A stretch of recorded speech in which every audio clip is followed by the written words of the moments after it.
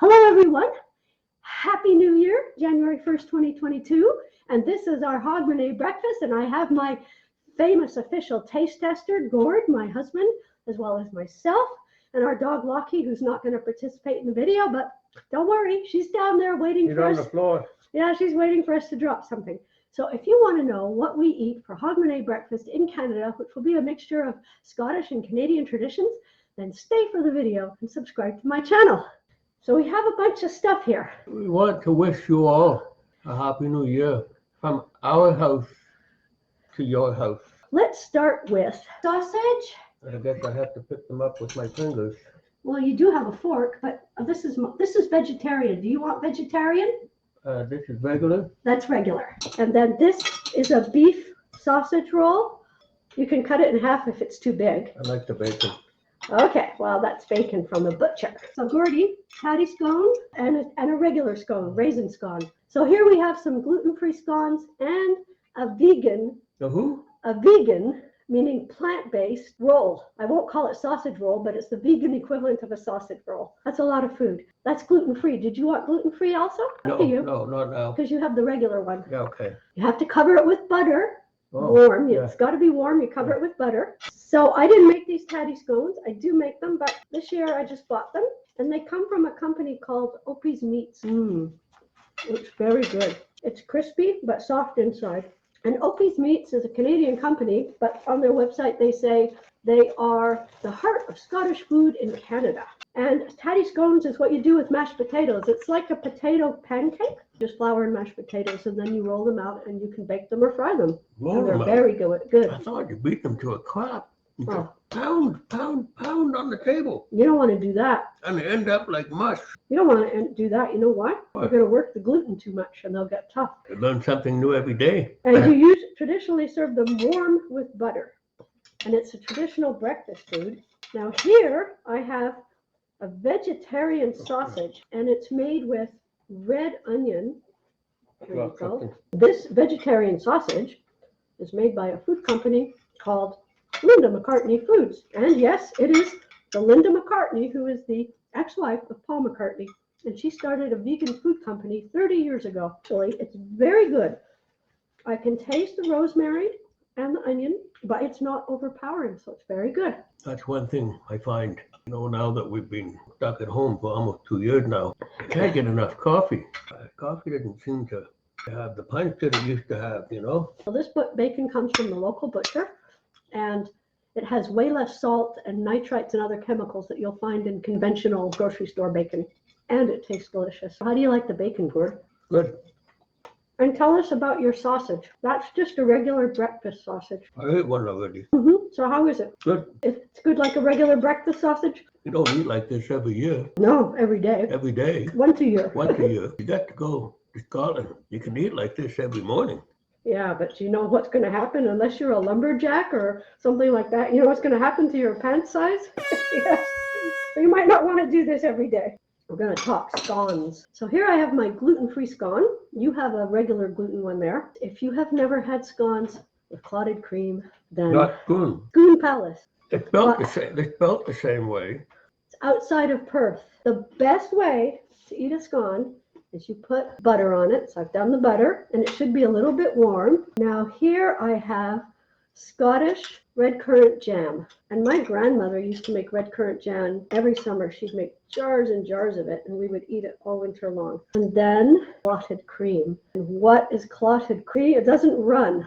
It's milk that's had most of the moisture taken out, so it becomes like a very thick cream. Okay, so let's give this a try now. Scone, butter, jam, and clotted cream. I just like my food simple. Don't put a lot of stuff on it. Eat it. It's amazing. It just adds like a creamy, soft topping on top of everything. It's delicious. Making a clotted cream started in Devon as a way to separate the fat from the milk, make butter. Centuries later in Cornwall, it became popular to use the cream on its own. After all this time, clotted cream and butter were the most popular ways to preserve milk. Try this not sausage roll, vegan not sausage roll. You have one there that's made with meat. Would you like that one? Well, this is made by a company called Grow, and it's owned by Grow? GRO. It's owned by a company in England called Cooperators Co-op UK. And they have supermarkets, cooperatives, and they also have a bunch of other companies that manufacture foods for them. So how did you get it here? I went to the local British food shop and got all this stuff. I made the mistake of putting mustard on it, so I can't tell you what it tastes like because all I taste was mustard. Now I'll take a piece that has no mustard. So it's very good. It's made in a crispy wheat-based puff pastry. So I'm probably going to be feeling a little under the weather tomorrow because I'm eating dairy and wheat. But the inside actually does taste not exactly like sausage, but almost exactly like sausage. It has a nice herby flavor, so it's really good. We have a couple more things to try. I have here some cheeses. It kind of looks like cheddar, but I'm not sure. They called it Shire cheese. Kind of. Yeah, have a look at this. Okay. You see? Yeah, so It's a double brick, 2 sides. Whoever thought they could make cheese like that? Like red and yellow cheddar or orange and yellow cheddar. And the other one made with ale and mustard. And these ones come from the Coombe Castle, as the clotted cream as well. They all come from the Coombe Castle cheese factory. This is the one with ale and mustard. And you know what? I forgot my oat cakes. I made oat cakes and I forgot them. Actually, I just thought of something else we forgot. It's really good. Haggis. Oh, the haggis is in the freezer. There's one little tiny piece left, like this big. We'll have to do another one then. Yeah. That cheese with ale and mustard is amazing. Let's try this Shire cheese. 2 years back, Scottish radio, a show about racing haggis, Bobby Burns night, and they were supposed to go for the Wembley Stadium. Okay, but don't tell the whole thing. It's too long. No, but you have to go and find it on the internet. Okay, I'll put a link to it in the video description. How's that? We'll find it for you and we'll link it below because it is really funny. It was not funny, it was serious. Well, it's hilarious. Okay, you think so? So this cheese, this mixture of orange and yellow cheddar Shire cheese is very good. But what do we have left? Well, of course, we have some sweets. We have some shortbread and some chocolate, which we won't eat right away, but that would be for later. You want to pick it up and show them? I'm disappointed. Oh, okay, have it now with your... No, I'm just teasing. Okay, but show people. So the shortbread is from Patterson's in Scotland. There's the shortbread. These are after 8 minutes. It is short. Do you know why it's called short? Do you know, actually short is a baking term and it means made with a lot of fat. So when you talk about short pastry, you're talking about pastry with a lot of fat. I thought it was because it was small. You know? Like, you know, if you made these cookies the size of a loaf of bread. Long bread. Right? Oh, you're funny, Gord. So that's our dessert. Usually I make my own shortbread every year, but this year, between struggling with my shoulder injury, I just didn't do it. It means we got to try a new brand because usually we buy Walker's shortbread. Patterson's has been around since 1895 and they were founded in Rutherglen, Scotland, and they're still around making shortbread, oat cakes, condiments, and jams and jellies and selling all over the world.